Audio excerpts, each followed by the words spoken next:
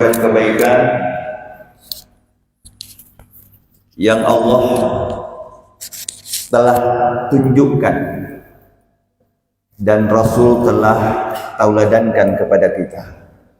Berselawat kita kepada Rasulullah Muhammad sallallahu alaihi wasallam. Allahumma shalli wa sallim wa barik alaihi wa ala alihi. Mudah-mudahan kita selalu mencintai Rasul lebih daripada mencintai diri kita, lebih daripada mencintai kedua orang tua kita, lebih daripada mencintai anak dan saudara-saudara kita. Sebagaimana sabda Rasul menegaskan, la yu'minu ahadukum hatta akuna ahabba ilaihi min walidihi wa waladihi wan nasi ijma'in.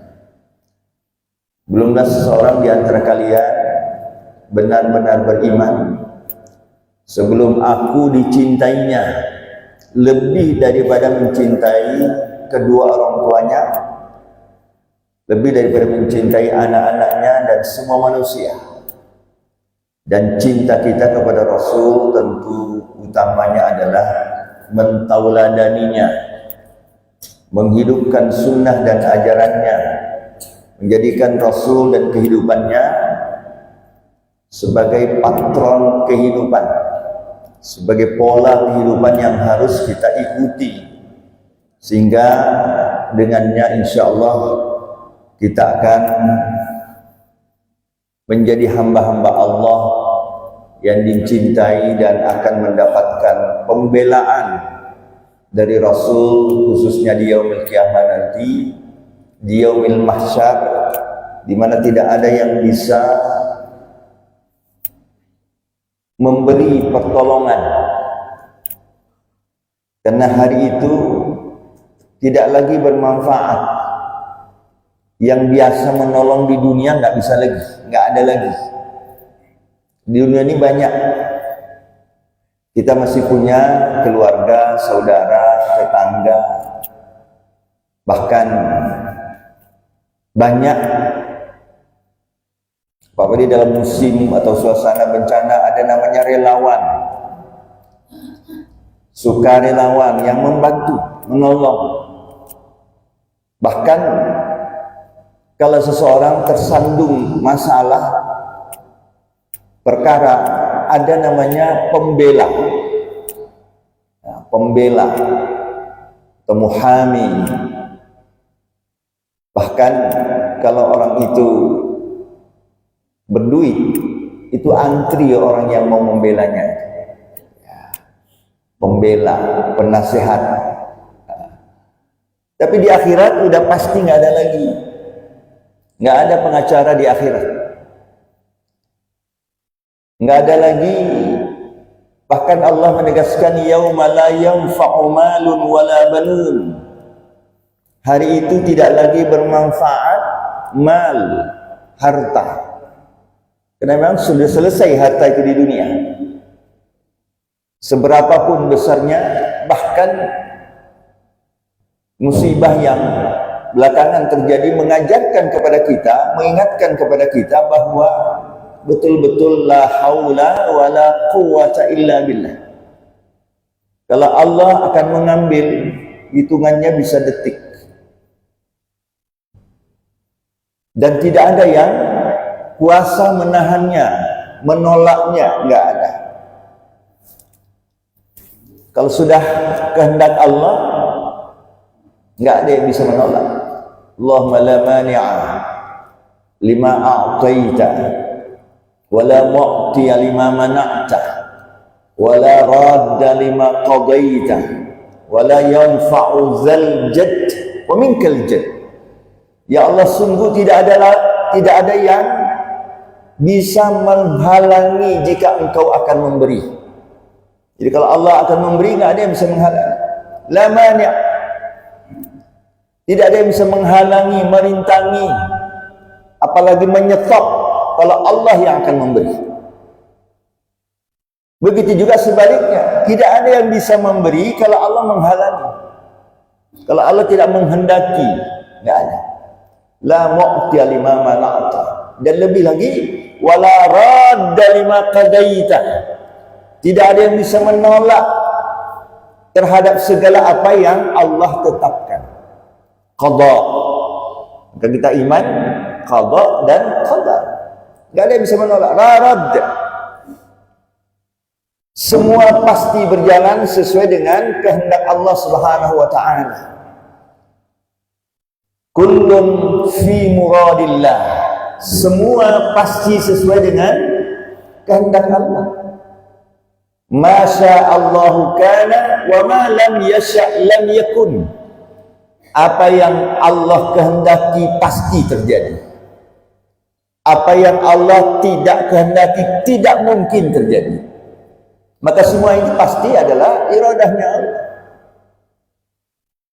Maka Allah Subhanahu wa taala menegaskan di antaranya ma asaba min musibatin fil ardi wala fi anfusikum illa fi kitabin min qabli an nabra'aha inna dzalika 'ala Allahi yasir likai la ta'saw 'ala ma fatakum wa la tafrahu bima atakum innallaha la yuhibbu kulla mukhtalin fakhur.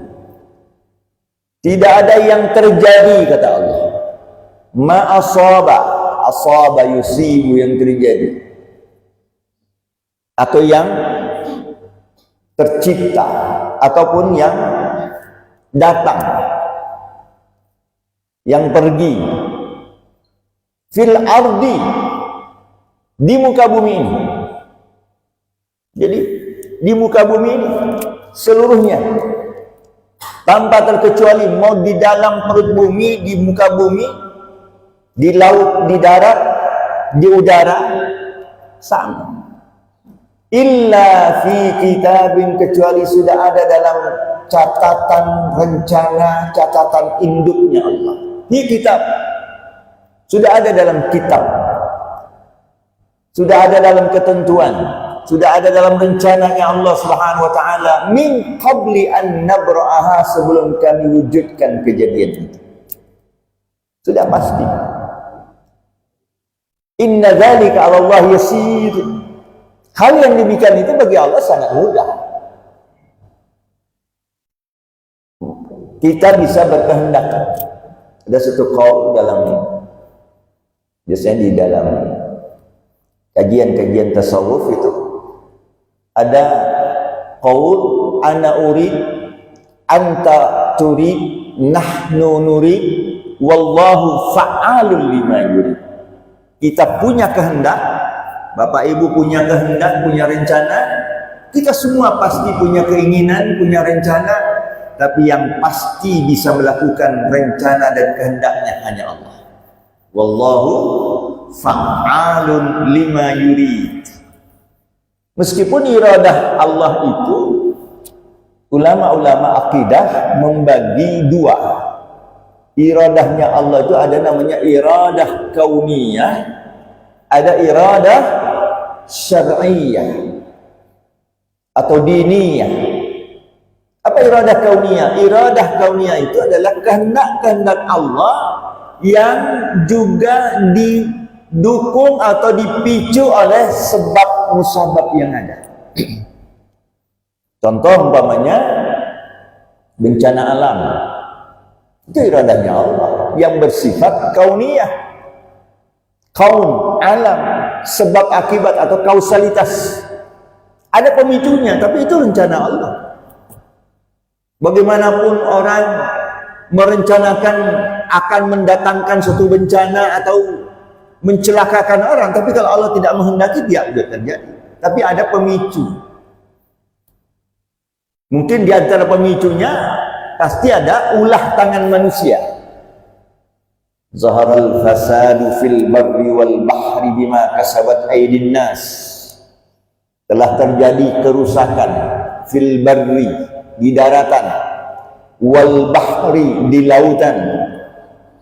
Mungkin ditambah di udara hari ini. Ada pencemaran udara dan seterusnya.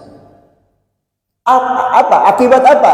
Bima kasabat aydin nas, oleh karena ulah tangan manusia. Tangan-tangan jahil, tangan-tangan yang tidak bertanggung jawab, tangan-tangan serakah yang maunya hari ini untuk dia semua.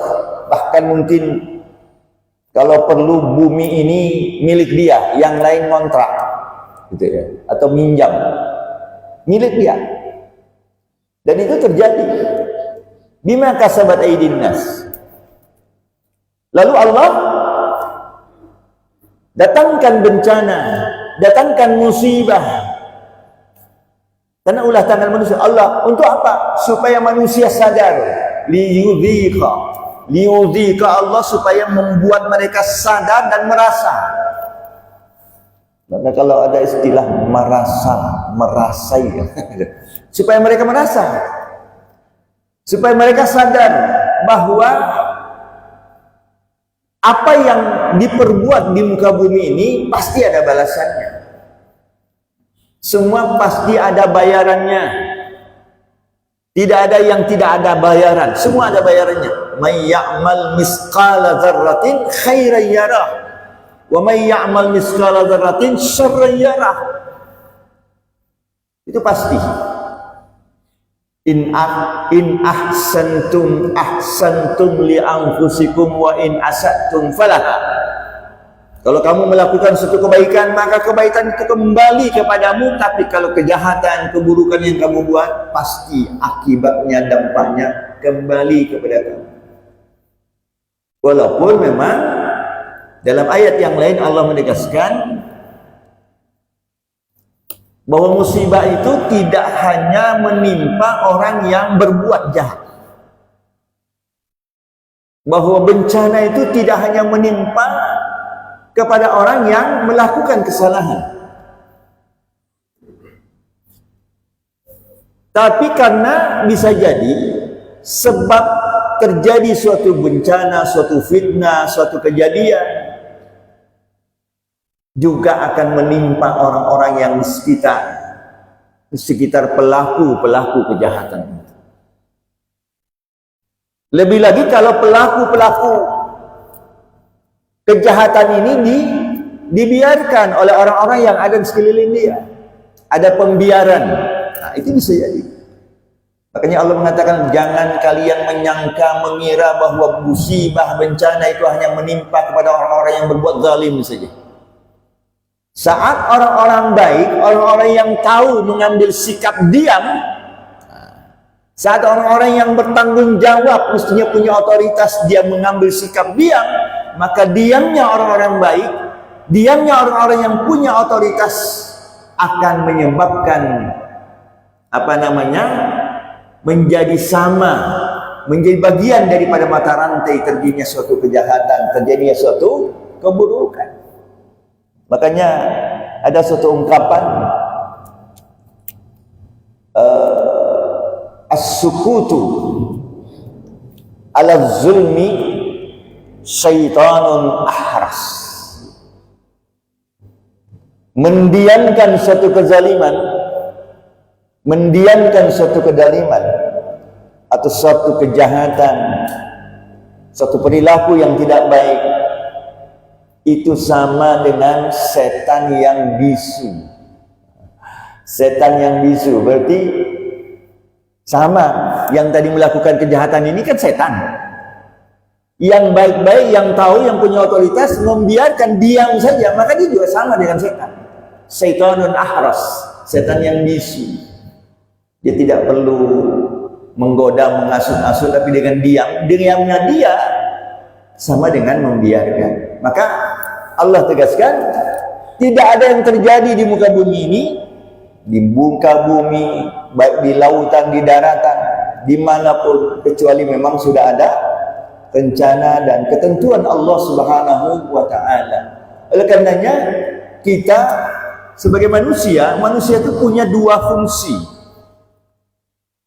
dua tugas pokok dan fungsi, tupoksi. Manusia ini, kita ini. Tupoksi manusia yang pertama adalah menjadi hamba. Kita ini hamba. Siapapun kita ini hamba, hambanya Allah. Maka tugas kita di dunia ini hanya beribadah, nggak ada tujuan yang lain. Menghamba. melakukan atau beraktivitas sesuai dengan aturan Allah. Kita ini hamba, mempersembahkan diri totalitas kepada Allah Subhanahu wa taala. Secara total kita persembahkan diri kita kepada Allah Subhanahu wa taala. Kenapa? Karena memang kita hamba. Sehingga kita ikrarkan dalam doa iftitah itu, inna salati wa nusuki wa mahyaya wa mamati lillahi rabbil alamin. Totalitas. Dan Islam itu berserah diri. Berislam itu artinya berserah diri secara totalitas.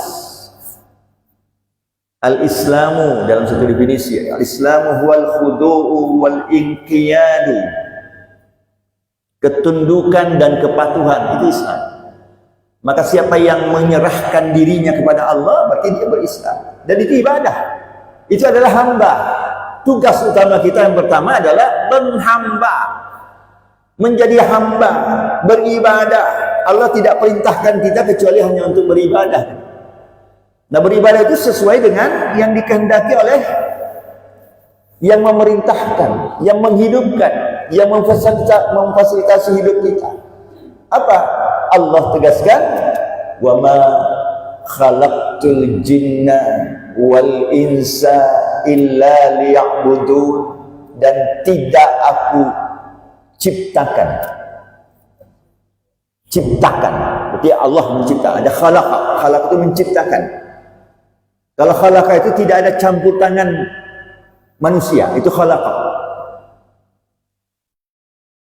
Beda dengan ja'ala.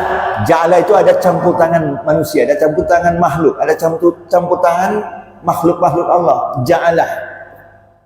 Jadi walaupun secara bahasa, dalam bahasa kita Indonesia sama-sama mencipta, tapi beda kalau khalaqa, berarti Allah menciptakan tanpa campur tangan siapapun. Itu khalaqa. Nah, Allah katakan, wa ma khalaqtul jinna wal insa. Bahkan jin dan manusia kecuali untuk apa? Illa liya'budun. Berarti kita hanya untuk beribadah, dihidupkan oleh Allah. Totalitas. Maka beribadah tentu sesuai dengan kehendak Allah. Beribadah sesuai dengan tuntunan, petunjuk dan seterusnya. Lalu tugas yang kedua, manusia itu adalah khalifah. Khalifah fil ardi. Allah hidupkan kita, manusia ini Allah beri kita amanah. Amanah apa? Untuk menjadi khalifah fil ardi. Allah sudah tawarkan amanah itu kepada siapa? Kepada seluruh, kepada langit, kepada bumi, kepada semua makhluk. Tapi semua menolak. Yang menerima manusia. Amanah sebagai apa? Untuk khalifah fil ardi. Apa khalifah itu? Khalifah itu artinya wakil. Wakil. Wakil siapa? Wakil Allah. Secara bahasa khalifah itu wakil. Maka ada khalifah. Khalifah pengganti, representasi. Maka setelah Rasul ada khalifah. Ada khulafa'ur rasyidin, pemimpin pengganti. Maka khalifah, kita ini adalah khalifah Allah. Untuk apa? Untuk menjaga dan merawat bumi ini. Allah tidak berikan kepada yang lain. Maka dengan tugas ini, dua tugas pokok kita sebagai hamba Allah manusia ini, selain kita harus semua tunduk patuh kepada Allah, beribadah, kita juga harus menjaga bumi. Maka kalau terjadi kerusakan, terjadi bencana dan sebagainya, karena fungsi khalifah manusia itu tidak dijalankan dengan baik dan benar, dia abai, atau dia tidak peduli, atau dia bahkan berbuat zalim. Zalim itu lawannya apa? Adil. Zalim itu artinya tidak berbuat adil, tidak melakukan sesuatu dengan semestinya. Ada pergeseran fungsi yang mestinya dia menjaga, merawat, malah justru bergeser merusak, mencederai dan seterusnya, merusak, mengoyak, merobek-robek. tidak menjalankan amanah, maka Allah Subhanahu wa taala berikan semua itu ketentuan Allah, tapi ada sebab tadi, ada sebab. Maka di ayat yang lain Allah tegaskan, ma asabaka min hasanatin faminallah wa ma asabaka min sayyi'atin famin nafsika. Yang baik-baik yang datang kepada kalian atau yang kalian peroleh, yang kalian lihat, yang kalian dengar, yang kalian rasakan, yang baik-baik itu adalah datangnya dari Allah dan karena kalian mengikuti aturan-aturan Allah, maka kebaikan itu akan datang. Tapi hal-hal yang buruk yang datang kepada kalian, menimpa kalian, itu karena ulahmu, kata Allah. Famin nafsi, karena ulahmu. Maka Allah berikan, jadikan sesuatu itu pasti tidak ada kezaliman. Allah turunkan musibah, Allah turunkan bencana, fitnah dan sebagainya. Itu adalah Allah tidak sedang berbuat zalim. Dan semua kita ini pasti diuji. Kehidupan ini adalah ujian. Apalagi kita yang beriman nih, diuji. Justru karena iman kita ini diuji oleh Allah. Supaya apa? Supaya meningkat. Di dalam surah Ar-Rum Allah tegaskan, afa hasiban nasu ayyutraku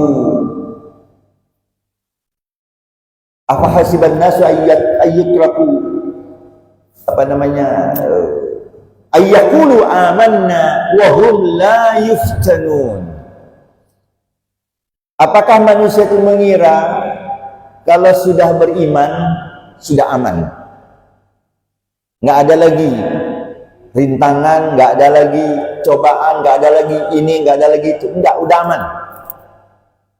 Jangan, tidak, kata Allah. Apakah manusia itu mengira sudah aman, sudah beres kalau mereka sudah beriman, lalu mereka tidak diuji? Wahum la yuftanun, kata Allah. Mereka tidak diuji. Justru karena iman itulah diuji oleh Allah.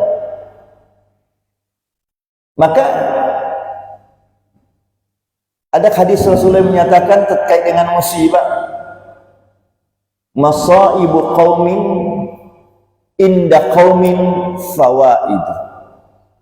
Musibah, bencana di suatu kaum, di suatu wilayah menjadi faidah bagi kaum yang lain atau bagi wilayah yang lain. Apa artinya faidah? Musibah kok jadi faidah? Faidahnya apa bagi yang tidak tertimpa? Untuk sejauh mana kita andil dalam bencana, dalam cobaan, dalam ujian yang dialami oleh saudara kita. Apakah kita membiarkan? Apakah kita cuek, tidak peduli, bahkan berdoa pun tidak? Itu adalah faedahnya di situ, mengingatkan kita, menyadarkan kita. Apakah orang-orang yang belum tertimpa musibah ini merasa aman? Wah, kita di Pekanbaru ini kan nggak ada gunung, nggak ada laut, nggak ada apa lagi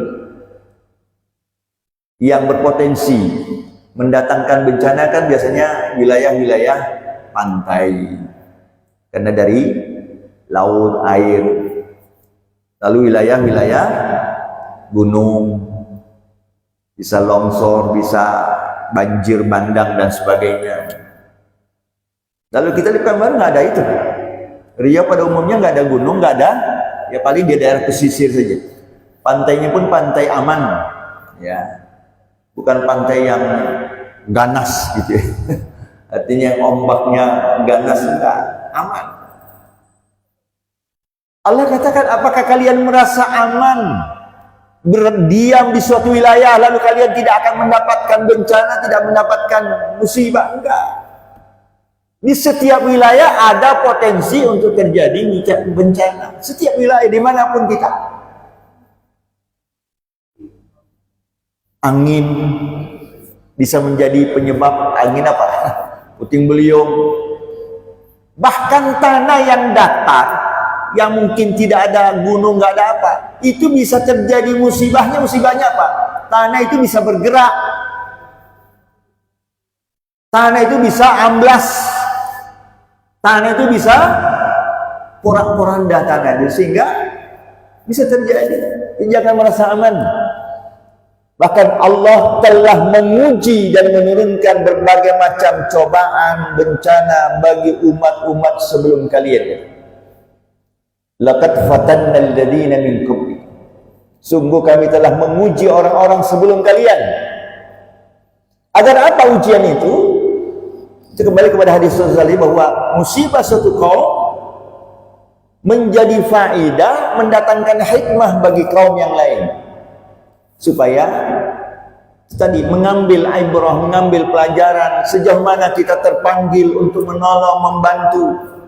Apakah ada andil kita untuk menolong saudara-saudara kita yang tertimpa musibah? Apakah kita merasa bagian daripada yang tertimpa musibah itu, atau merasa aman-aman sendiri? Itu artinya Allah menguji kita dengan musibah, dengan bencana, dengan kejadian apapun, supaya kita menjadi lebih baik. Supaya siapa di antara hamba-hambanya itu yang benar-benar beriman atau tidak beriman, atau pura-pura beriman. Wala ya'lamanna Allahu alladhina shadaqu wa la ya'lamanna al-kadhibin. Sehingga dengan ujian-ujian itu Allah jadi tahu siapa hamba-hambanya yang benar-benar beriman, siapa yang pura-pura beriman, atau menjadi munafik dan sebagainya, atau malah justru dia ingkar, kafir dan sebagainya. Tidak sedikit orang yang tertimpa musibah justru malah kufur, bersuudzon kepada Allah. Tidak sedikit orang yang mendapatkan nikmat, mendapatkan berkah, justru menjadi kufur. Kan itu juga ujian. Ujian itu tidak hanya dalam bentuk keburukan, kesulitan, enggak. Bahwa ujian itu juga bisa berbentuk hal yang menyenangkan. Apa namanya, dalam surah Al-Baqarah itu ada itu, bahwa kendaraan, perhiasan dan sebagainya, harta, itu juga semuanya adalah ujian. Segala macam yang terjadi, kata Allah, itu adalah ujian. Baik itu kejadian yang baik, kejadian yang buruk juga menjadi ujian. Bahkan kematian juga ujian. Ujian bagi menyadarkan, mengingatkan kita yang hidup. Yang mati sudah selesai ujiannya, tapi yang hidup menjadi ujian, pelajaran, ibrah, bahwa Allah Subhanahu wa taala semua telah merencanakan, telah menjadikan semua sesuai dengan rencananya, tapi Allah tidak membuat atau membocorkan, tidak ada bocoran. Maka seahli apapun orang-orang yang berkecimpung dalam BMKG, namanya gitu ya. BMKG itu Pak, Badan Meteorologi, Klimatologi dan Geofisika, BMKG, yang melihat, mengintip bagaimana iklim, bagaimana cuaca, bagaimana angin, bagaimana curah hujan dan seterusnya. Nah, sehingga kemarin ada edaran bahwa di bulan Desember sampai Januari bahkan Februari ini potensi curah hujan tinggi masih, itu perkiraan. Itu hanya ngintip-ngintip saja tuh. Ilmunya ilmu ngintip. Manusia hanya tahu ngintip, memprediksi, melihat-lihat kira-kira kalau begini gejalanya maka bisa memprediksi. Nggak ada yang bisa memastikan. Nggak ada yang bisa memastikan. Kalau kita lihat kejadian yang terjadi di beberapa daerah, khususnya di daerah Sumatera Utara, kemudian daerah Sumatera Barat, Aceh, kayak nggak masuk akal, betul-betul nggak masuk akal. Kok bisa air sebanyak itu tumpah dari gunung? Ya kan? Kok bisa air sebanyak itu tumpah dari gunung? Padahal curah hujan tidak terlalu inilah biasa, tapi bisa luar biasa. Tumpahnya tuh lihat, masya Allah, sampai menggusur pohon-pohon yang besar, masya Allah. Itu kan luar biasa. Itu kalau bukan karena kehendak Allah, rencana Allah, nggak mungkin itu terjadi, nggak mungkin. Di luar. Padahal gunung kan ada, nggak seolah-olah ada sumber mata air di gunung. Ada danau gitu yang tumpah. Kalau banjir umpamanya di aliran Sungai Kampar karena dibukanya pintu PLTA, itu ya jelas itu ya sumber airnya. Tsunami yang terjadi di seputaran pantai, jelas sumbernya air laut banyak. Ini gunung, coba kita kan sering ke gunung, nggak pernah tuh di gunung melihat air, nggak ada. Kok begitu luar biasa? Air itu seolah-olah apa ya, sesuatu yang serangan gitu ya. Air itu sebagai serangan, itu luar biasa. Ini Allah semuanya pasti karena memang kehendak Allah. Mungkin seperti lagunya siapa itu ya? Ebit apa Kos apa ya? Mungkin Tuhan sudah mulai bosan gitu ya. Apa lagu siapa itu? Ebit ya, Ebit GAD. Itu betul. Melihat tingkah laku manusia luar biasa. Tapi bos sekalian, nggak ada bocoran, nggak ada bocoran.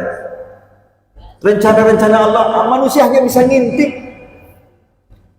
Kalau sudah terjadi, wah muncullah pakar ini, pakar itu, ini karena itu, macam-macam, menuduh ini, menuduh itu, macam-macam. Nah, padahal belum tentu itu kehendak Allah. Kalau Allah berkehendak, nggak ada yang bisa nolak. Mau sehebat apapun, kalau Allah berkehendak, menghendaki, tidak akan ada yang bisa menghalangi. Apapun nggak ada yang bisa menghalangi. Maka Bapak sekalian dirahmati Allah, ini adalah tujuannya apa? Kenapa Allah rahasiakan rencana-rencananya itu? Tidak dibocorkan. Di ayat itu Allah tegaskan, likai la ta'sau ala ma fatakum wa la tafrahu bima atakum. Agar kalian tidak gampang putus asa terhadap kejadian yang terjadi. Kenapa putus asa? Kalau dibocorkan, coba dibocorkan bahwa akan terjadi besok jam sekian akan terjadi bencana ini. Kita kan sudah bingungnya minta ampun itu. Allah bocorkan namanya besok kita atau saya besok jam sekian akan dicabut nyawanya. Wah, luar biasa itu. Udah nggak karuan aja pikiran kita sudah. Maka Allah menyatakan, Allah rahasiakan itu supaya kalian tidak gampang putus asa, terlalu kecewa terhadap kejadian yang terjadi. Kenapa? Karena kembalikan kepada Allah, ini kehendak Allah. Bisa jadi karena teguran, bisa jadi karena ujian, bisa jadi karena azab. Bisa jadi. Kan bisa jadi kalau musibah itu bisa berbentuk, bisa terkait dengan azab. Memang karena ulah manusia itu sudah seperti azab-azab yang pernah Allah turunkan kepada kaum Ad, kaum Samud, kaum Lut, kaumnya Nabi Saleh, Fir'aun, Qarun. Itu adalah azab. Tapi bisa jadi bukan azab, tapi fitnah, ujian, atau teguran. Maka Allah rahasiakan. Tidak dibocorkan rencana-rencana Allah. Manusia hanya bisa memprediksi, hanya mengira-ngira. Seperti gempa. Ahli gempa itu kan hanya bisa ngintip-ngintip gejala, oh ini akan terjadi begini. Ngintip-ngintip, ilmu ngintip gimana? Karena nggak ada yang tahu besok terjadi apa. Wa ma tadri nafsun maza taksibu ghadan. Wa ma tadri nafsun bi ayyi ardin tamut. Tidak seorang pun tahu besok bisa buat apa, lakukan apa. Nggak tahu kita terjadi apa. Dan tidak seorang pun tahu besok matinya gimana dan bagaimana, nggak tahu kita. Ya kita minta kepada Allah tentu yang terbaik. Tapi sekali lagi Allah yang punya kuasa. Allah yang punya genggaman semuanya itu. Nah, hikmah kedua, kenapa Allah rahasiakan, tidak bocorkan itu? Allah katakan, wala tafrahu bima atakum. Dan juga gunanya apa? Supaya kalian tidak terlalu gampang senang berlebihan terhadap apa yang ada, apa yang dimiliki, apa yang diperoleh, karena dia lupa bahwa itu rencana Allah, lupa kalau itu sudah dikehendaki oleh Allah, maka merasa dirinya yang hebat. Bapak sekalian, semua Allah memiliki hidup kita. Wa yuhyi wa yumit. Yang menghidupkan, mematikan itu siapa? Allah. Yuhyi wa yumit. Maka apapun Allah, terserah Allah. Mau dibiarkan hidup. Kadang-kadang kita mungkin manusia dengan akal-akal kita suka menyatakan bahwa kita sehat karena makan ini, menjaga pola hidup, pola makan, pola tidur, sehat. Tapi apakah sudah pasti? Belum tentu kan? Kehendak Allah itu. Kita sehat karena Allah.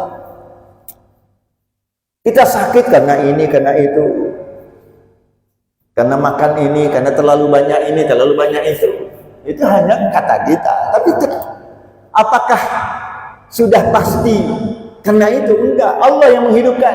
Allah yang mengatur hidup kita. Makanya Allah rahasiakan. Semua itu rahasiakan. Sebelum terjadi itu rahasiakan. Bukan karena kita. Karena Allah. Semua kuasanya Allah. Maka bagi orang yang beriman, itu nggak ada problem dalam hidupnya. Kenapa? Karena apa yang ada, apa yang dia miliki, apa yang datang, dia yakin itu Allah yang membuat, Allah yang ngirim, Allah yang beri. Dan yakin juga bahwa Allah tidak pernah salah kirim. Allah tidak pernah salah alamat. Allah tidak pernah tertukar memberi apapun. Maka dia, sikap orang mukmin itu kan hanya dua terhadap segala bentuk kejadian. Apa? Sabar dan syukur, atau syukur dan sabar. Itu bolak-balik saja. Kenapa? Bukan karena kita, bukan karena mau kita, bukan karena keinginan kita, bukan karena kuasa kita. Semua adalah karena kehendak Allah, karena kuasa Allah, karena perbuatan Allah.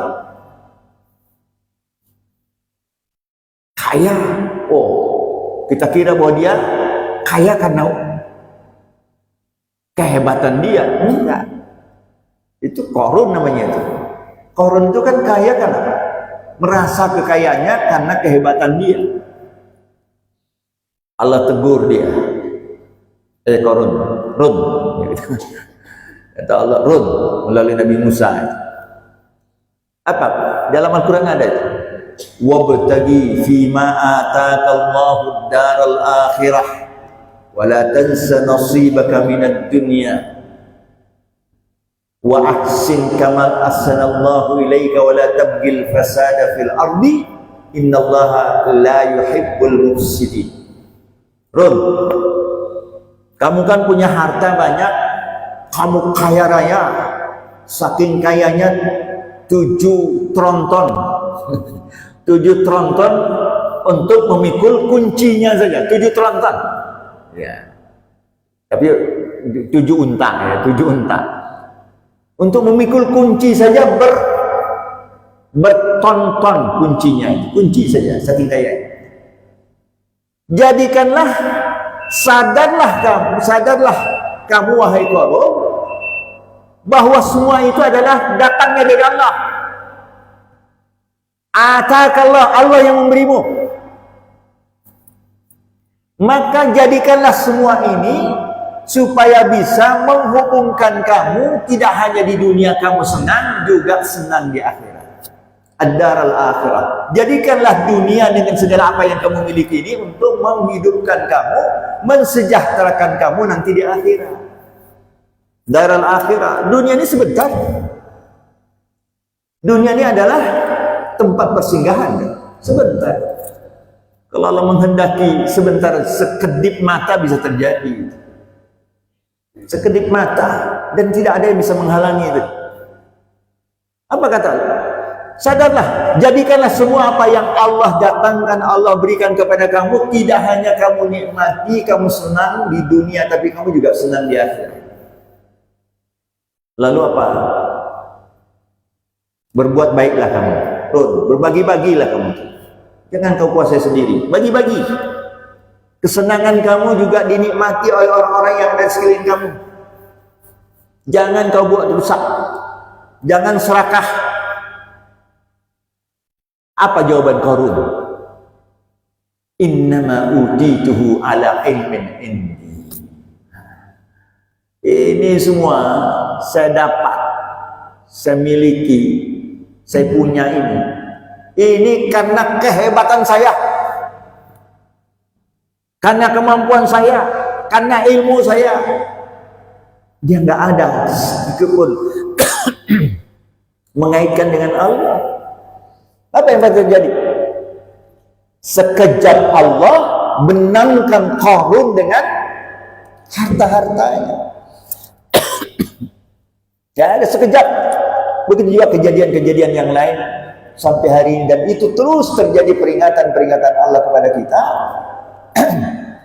Bagi hamba yang beriman, semua dihadapi dengan sikap positif.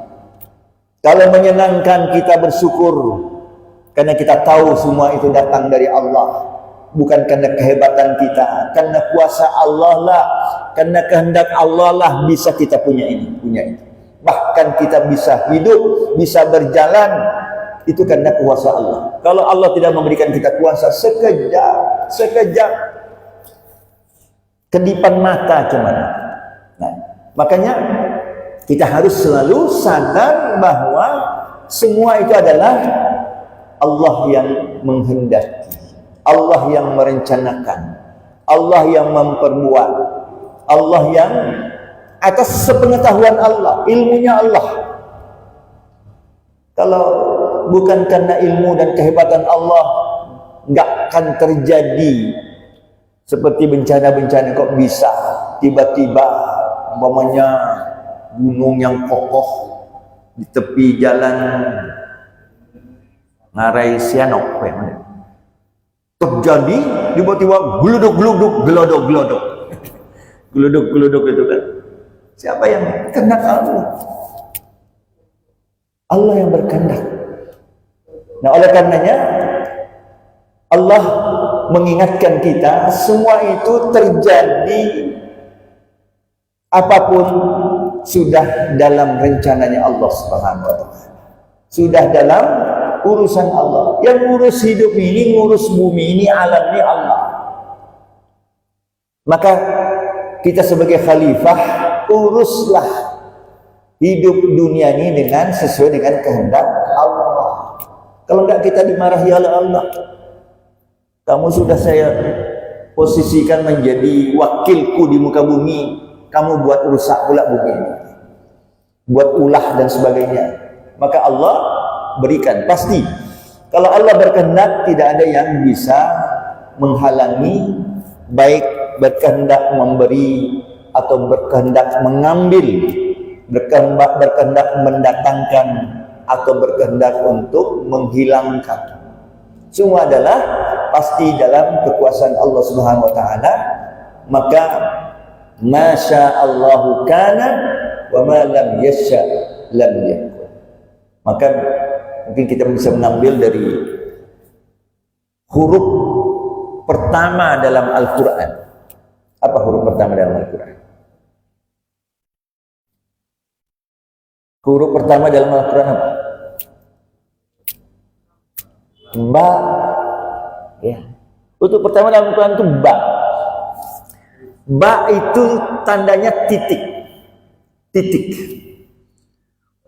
Maka titik ini disebut dengan nuqtatul wujud. Titik awal dari segala kejadian. Semua berawal dari satu titik. Dan titik yang sesungguhnya yang menjadi sumber dari segala yang ada itu adalah Allah Subhanahu wa taala. Makanya ba di situ bermakna bi kana ma kana wa bi yakunu ma yakun. Bi kana ma kana wa bi yakunu ma yakun. Bi bi. Dengan akulah kata Allah, dengan bi, dengan akulah semua terjadi, yang sudah terjadi, semua yang akan terjadi pasti terjadi. Itu namanya ba. Maka huruf ba dalam bismillah itu bukan main-main maknanya. Itu ba. Nuqtah, nuqtatul wujud, wajibul wujud. Semua bersumber dari titik itu. Maka semua juga berasal dari titik kan. Orang yang ahli melukis, siapa yang ahli melukis? Melukis apapun Bapak sekalian itu pasti mulai dari satu titik. Dari titik satu itu, dari satu titik. Mau dijadikan apa, mau jadi apa, dari satu titik. Kita pun terjadi, kita pun manusia ini, anak cucu Adam ini terjadi karena dari satu titik juga. Titiknya apa? Titik nutfah. Nutfah, titik itu. Makanya semua Allah isyaratkan dengan huruf ba yang di situ ada titiknya, itu menunjukkan bahwa semua apa yang telah terjadi dia karena kehendak Allah, karena rencana Allah. Esok lusa apa yang akan terjadi juga tidak terlepas daripada Allah Subhanahu wa taala. Maka udah pasrahkan hidup. Pasrahkan hidup kita, jangan pusing dan memusingkan diri dengan kehidupan. Allah yang ngurus hidup kita. Juga Allah, kalau nanti kita mati, Allah pun yang ngurus. Allah pun yang membuat kita mati. Dan seterusnya juga nanti di akhirat, ya semua kehendak Allah. Maka ikutilah kehendak Allah. Kalau kita ikuti kehendak Allah, maka pasti aman kita. Aman di dunia, aman di akhirat. Maka iradah yang kedua yang saya bilang di awal tadi, iradah yang kedua itu adalah diniyah syar'iyah. Kehendak yang terkait dengan hidayah, terkait dengan aturan, terkait dengan syariat, ikuti itu. Maka semua akan menjadi baik, semua akan menjadi aman dan bahkan nyaman. Tidak hanya aman tapi nyaman dunia sampai akhirat. Mari kita akhiri dengan sama-sama berdoa kepada Allah Subhanahu wa taala, termasuk mendoakan saudara-saudara kita yang tertimpa musibah, yang telah gugur, yang meninggal. Mudah-mudahan kaum muslimin muslimat yang sudah mendahului kita dalam musibah itu diterima amalnya oleh Allah Subhanahu wa taala, diampunkan dosanya, ditempatkan di tempat yang terbaik.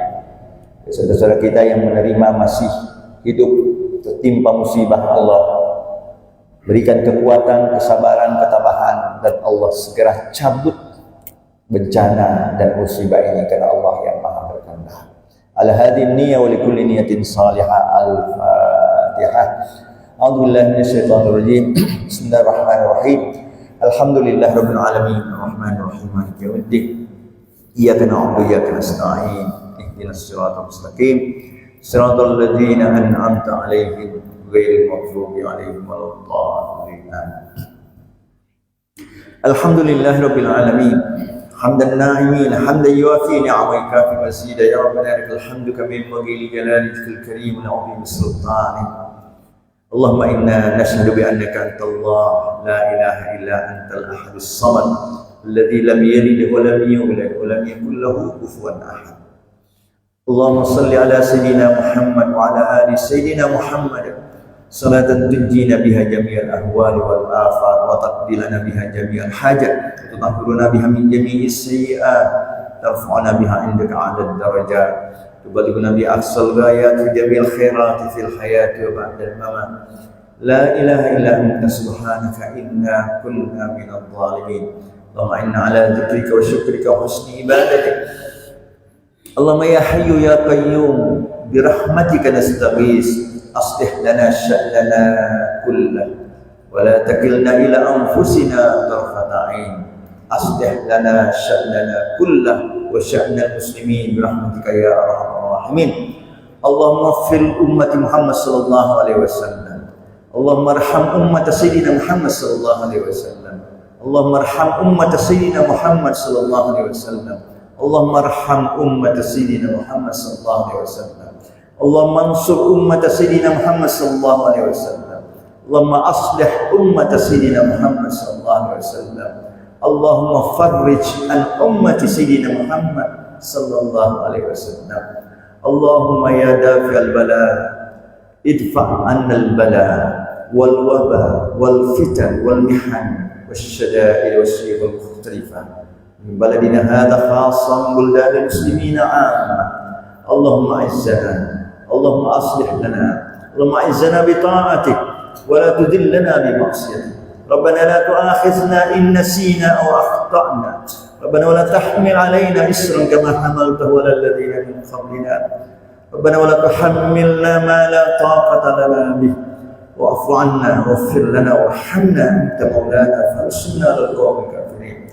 اللهم اغفر لهم وارحمهم وعافهم واعف عنهم. اللهم اكرم نزولهم ووسع مدخلهم واجعل الجنة مأواهم. اللهم اغفر لحينا ولميتنا ولذكرنا ولأنثانا ولصغيرنا ولكبيرنا ولشاهدنا ولغائبنا. اللهم من أحييت فينا فأحيه على الإسلام ومن توفيته منا فتوفه على الإيمان وتوفه على الإسلام برحمتك يا أرحم الراحمين. اللهم اجعل جمعنا هذا جمعا مرحوما تفرقنا من بعد تفرقا معصوما. اللهم إنا نسألك من خير ما سألك به نبيك محمد صلى الله عليه وسلم ونعوذ بك من شر ما استعاذ منه نبيك محمد صلى الله عليه وسلم. ربنا آتنا من لدنك رحمة وهي لنا من أمرنا رشدا. ربنا آتنا في الدنيا حسنة وفي الآخرة حسنة وقنا عذاب النار وادخلنا الجنة مع الأبرار يا عزيز يا غفار يا رب العالمين. صلى الله عليه وسلم محمد النبي الأمي وعلى آله وصحبه وسلم. سبحان ربك رب العزة عما يصفون.